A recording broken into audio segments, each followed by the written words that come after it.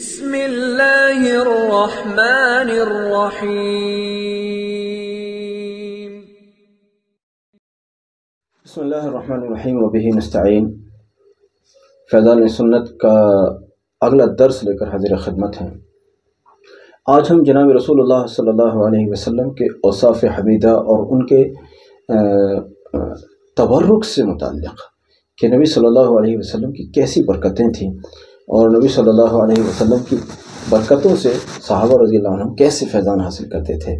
اس کے بارے میں ایک چھوٹی سی ایک حدیث کا ایک ٹکڑا، ایک مختصر ایک حدیث ہم آپ کے سامنے ذکر کرتے ہیں۔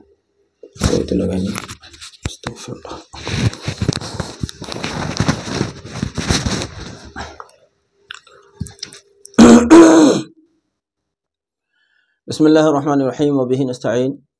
فیضان سنت کا اگلا درس لے کر حاضر خدمت ہیں۔ جناب رسول اللہ صلی اللہ علیہ وسلم امت کے لیے کیسا عظیم الشان تبرک ہیں۔ نبی صلی اللہ علیہ وسلم کی ہستی امت کے لیے کیسی متبرک ہستی ہے، آج اس کے متعلق ایک مختصر ایک حدیث آپ کے سامنے ذکر کرتے ہیں۔ حضرت عمیر انصاریہ رضی اللہ عنہا ایک خاتون صحابیہ ہیں، بیان کرتی ہیں کہ میں اپنی بہنوں کے ساتھ جو 5 تھیں آپ صلی اللہ علیہ وسلم کی خدمت میں حاضر ہوئیں۔ آپ سوکھا گوشت کھا رہے تھے، چنانچہ گوشت کی وہ بوٹی جسے آپ نے دانتوں سے چبا کر دے دیا، میں نے اسے یعنی تبرک کے طور پر اسے بہنوں کے درمیان تقسیم کر دیا۔ ان میں سے ہر ایک نے وہ ٹکڑا چبایا، چنانچہ مرتے وقت تک ان کے دانتوں میں باس اور کسی قسم کی کسی شے کو، کسی چیز کو چبانے سے جو منہ میں بو آتی ہے، وہ بو کبھی پوری زندگی میں ان کو محسوس نہیں ہوئی۔ اس کو خصائل کبریٰ نے نقل کیا ہے۔ بزرگوں، یہ جناب رسول اللہ صلی اللہ علیہ وسلم کے منہ سے نکلی ہوئی چیز کی تاثیر ہے کہ وہ 5 بہنیں پوری زندگی ان کی گزر گئی، لیکن ان کے منہ سے کبھی خراب بو نہیں آئی، کبھی بدبو نہیں آئی۔ تو اگر نبی صلی اللہ علیہ وسلم کے دندان مبارک سے چبائی ہوئی چیز کا یہ حال ہے، اس میں اتنی برکت ہے کہ پوری زندگی کے لیے منہ کی بدبو کو ختم کر دیا ہے، تو نبی صلی اللہ علیہ وسلم کی زبان عالی شان سے نکلنے والے الفاظ کی کیا تاثیر ہوگی۔ اس لیے امت یاد رکھے کہ نبی صلی اللہ علیہ وسلم نے جو بھی بات ارشاد فرمائی ہے، چاہے ہماری ناقص عقل اس کو قبول کرتی ہو یا نہ کرتی ہو، ہماری ادھوری عقل میں چاہے وہ بات آتی ہو یا نہ آتی ہو، یعنی ہم اس بات کو سمجھنے کی صلاحیت رکھتے ہوں یا نہ رکھتے ہوں، یاد رکھیے گا جناب رسول اللہ صلی اللہ علیہ وسلم کی بات حق ہے۔ اگر ہماری سمجھ میں نہیں آ رہا تو یہ ہماری عقل کا کھوٹ ہے۔ اس لیے نبی صلی اللہ علیہ وسلم کی بات کو پوری اہمیت کے ساتھ، نبی صلی اللہ علیہ وسلم کے اقوال، افعال، اعمال کو، آپ صلی اللہ علیہ وسلم کی تعلیمات کو پوری طرح سے اپنی زندگی کے اندر اس طرح سے داخل کیجئے کہ کوئی بھی سنت نبی صلی اللہ علیہ وسلم کی ایسی نہ ہو جو ہماری زندگی میں جھلکتی نہ ہو، ہماری زندگی میں جو دکھائی نہ دیتی ہو۔ اس سے ہمیں جہاں اس تبرک کا معلوم ہوتا ہے، وہیں ہمیں اس بات کا بھی معلوم ہوتا ہے کہ ویسے تو مسلمانوں میں عام طور پر کوئی بھی کسی کا بچا ہوا کھانا، اس کا جھوٹا جس کو کہا جاتا ہے،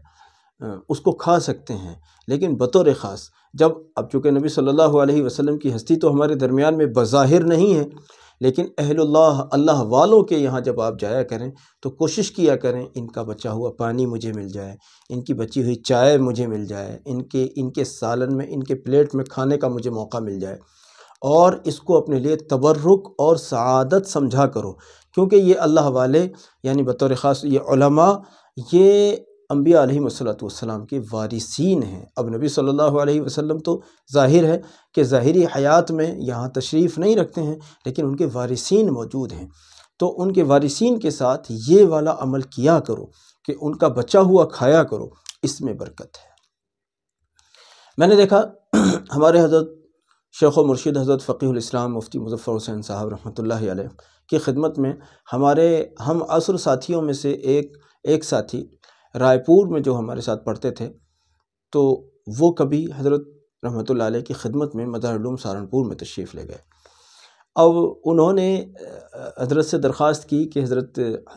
جیسے چائے آئی یا پانی آیا جو بھی تھا اس وقت کے اعتبار سے، حضرت اس میں سے تھوڑا سا آپ پی لیں۔ تو حضرت پان کھایا کرتے تھے، تو جو لوگ پان نہیں کھاتے تو انہیں تمباکو کی وجہ سے پریشانی ہوتی ہے، تو حضرت منع کر دیتے تھے، بھئی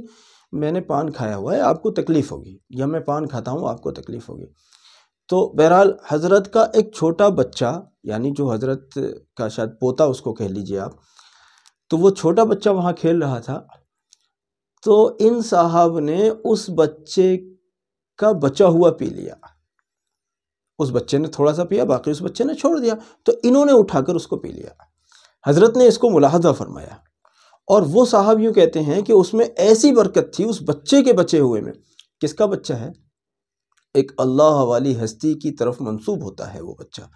یعنی حضرت کا اپنا پوتا تو کوئی نہیں تھا یا اپنی اولاد تو کوئی نہیں تھی، لیکن حضرت نے ایک بچے کو گود لیا تھا، تو گمان میرا یہ ہے کہ شاید ان گود لے ہوئے صاحبزادے کا بچہ شاید وہ رہا ہوگا، میرا گمان یہ ہے، کیونکہ وہاں کھیل رہا ہے تو انہی سے متعلق ہوگا کوئی بچہ۔ تو اس بچے کے بچے ہوئے پانی یا اس چائے کو انہوں نے پیا، تو کہتے ہیں اتنا سکون مجھے محسوس ہوا کہ میں اس سے محظوظ ہوئے بغیر نہیں رہ سکا۔ تو اگر اللہ والوں کے بچوں کے اندر یہ تبرک ہے تو براہ راست ان اللہ والوں کا کیا تبرک ہوگا، اور جب اللہ والوں میں اتنا تبرک ہے تو نبی اکرم صلی اللہ تعالیٰ علیہ وسلم کی عظیم الشان ہستی کا تبرک کیسا ہوگا۔ اس لیے عزیزو، آئیے ہم سنتوں پر عمل کرنے کی نیت کریں انشاءاللہ، کہ کوئی بھی عمل جس کا ہمیں علم ہوگا یا نہیں ہوگا تو ہم تحقیق کریں گے کہ یہ عمل سنت ہے یا اس کام کی سنت کیا ہے، ہم اس کو انشاءاللہ اپنی زندگی کے اندر داخل کریں گے۔ جزاک اللہ۔ السلام علیکم ورحمۃ اللہ۔